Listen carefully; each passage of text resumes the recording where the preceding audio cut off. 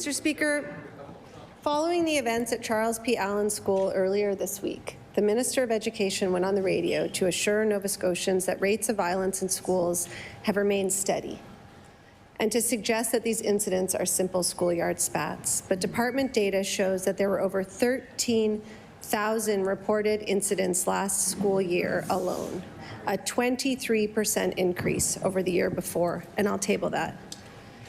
In the Halifax area, police have been called to schools for such incidents 424 times since 2018, and I'll table that.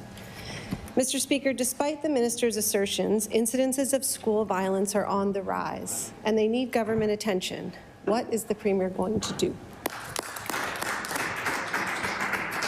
The Honourable Premier. Thank you, Mr. Speaker, and I thank the member for bringing the serious issue to the floor of the legislature. Obviously, the events at CPL this week have left us all in shock. We're definitely concerned about that for sure. I've had a chance to speak to some of the people working at Charles P. Allen, and we're all concerned about that. Our thoughts are with everyone there, and this is a serious issue. It's an issue where the community there's a lot that many of us can do, and we'll certainly, as a government, do what we can to focus on that issue.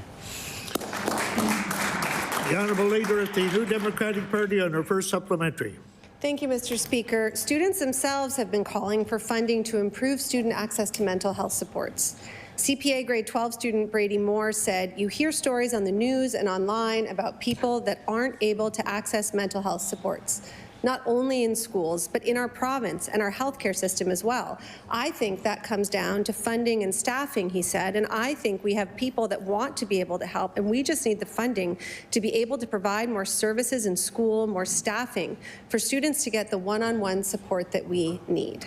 This government tabled a budget yesterday that included nothing to address mental health in schools and has continuously failed to invest in these needed supports. Mr. Speaker, when will the Premier demonstrate that his government cares about school safety and student well-being and invest in students' mental health?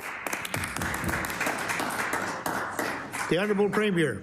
Mr. Speaker, for the member to imply that I don't care, that the government doesn't care about the safety of students, completely out of line. For the member to imply that the minister would characterize a very serious incident at CPA as a schoolyard spat. That didn't happen, Mr. Speaker. It's completely unfair.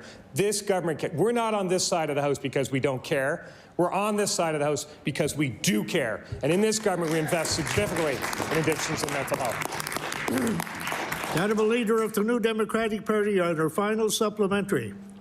Mr. Speaker, I'm not implying anything. I'm asking a question. I'm asking the question of what this government is going to do to prevent the rising violence in schools.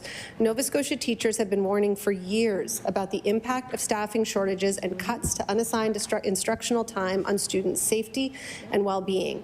In the Minister of Education's own words, the connections that are built between students and educators and staff prevent escalation and provide students with channels of communication.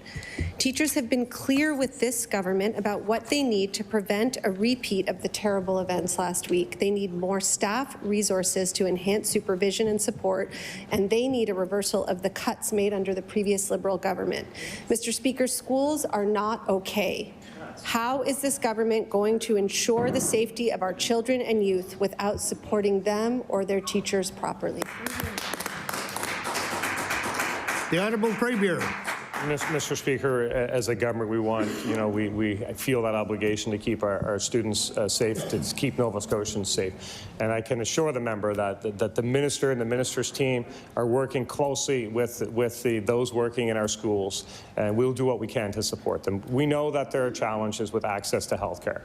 This budget speaks to that. We know there are challenges with access to addictions and mental health care. That's why we have in this province, for the first time in this province's history, a Minister of Addictions and Mental Health who is focused on supporting Nova Scotians.